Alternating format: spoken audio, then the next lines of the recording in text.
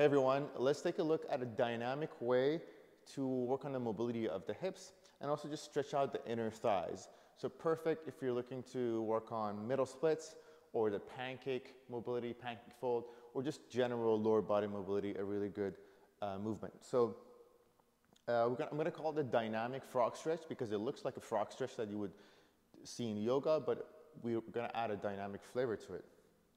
So first we want to have something soft and cushiony for our knees. So I have a yoga mat here, but feel free to bring also a cushion or a pillow for your knees so your knees are not hurting.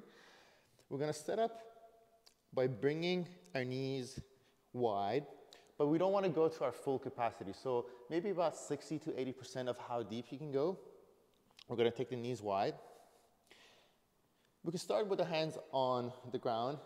You can also bring the forearms on the ground, but let's start here first. What we're going to do right away is instead of just going into the stretch, we're going to choose a distance here where we can still have some connection to our hips, right? Because if I go too far right now to my 100% capacity here, it's hard for me to actually mobilize the hips that much because I'm so deep in the stretch. So I'm going to back up quite a bit to a position where I can find a bit of hip movement. So the hip movement could look like circles. So I'm thinking of steering a big soup with my pelvis or the pelvic floor.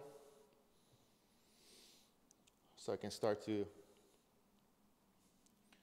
go in both directions. And then I also want to have some freedom in the pelvis to go for the posterior tilt where I tuck the tailbone down, almost around my back a little bit, and also to be able to let my tailbone go up towards the ceiling and go into a bit of a back bend. So you can think of a cat-cow position where you would go through these two ranges.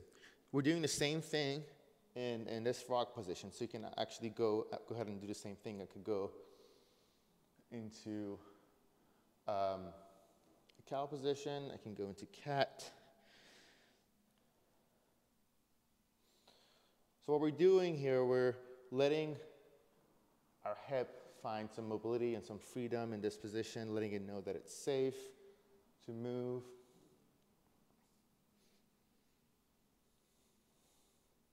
Again, yours might not look this wide. Yours could just be a lot closer, and that's fine, as long as you can start to bring some movement, dynamic movement into the hips.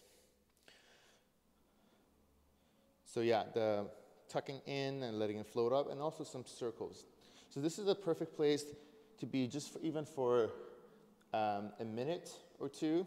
You can start to play around with this, shifting of weight from side to side. And then after a minute or so, once we feel like we are warming up to this a little bit, we are going to go further, but we're going to try to do tension release method first. So from this position, we're not going to go any farther yet. What we're going to do is to engage everything from the knee to the groin. So all this inner thigh muscles here, I'm going to engage it and try to zip my knees together. Sounds as if I'm closing my legs together. But of course, my knees are on the ground, so I'm not actually able to do that.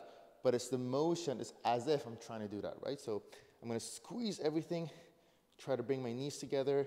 I'm going to hold that squeeze for 5, 4, 3, 2, 1. And then I'm going to release, go a little bit further apart, just a little bit. And then I'm going to also, again, start to bring some jelly, soupy movement into the hips. So again, going through this cat and cow, going for some circles. Super important to have a nice and easy breath.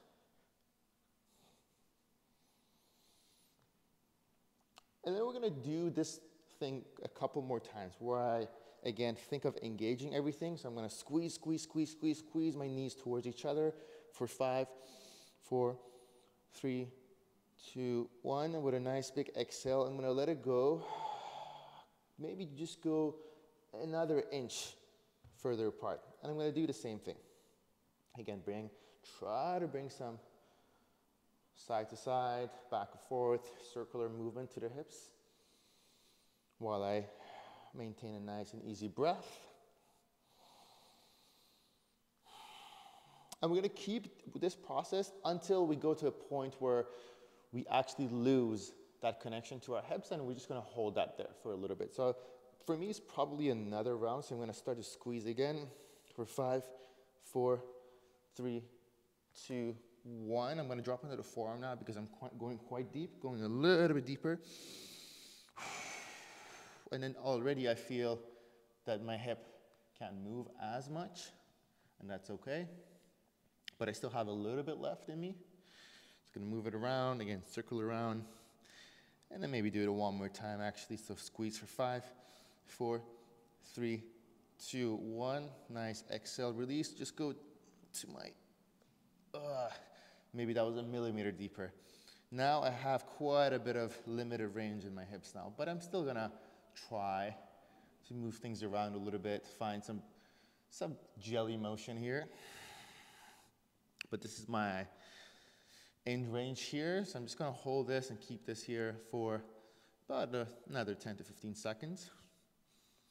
I can still go back and forth. I can pulse back in and out, forward and back.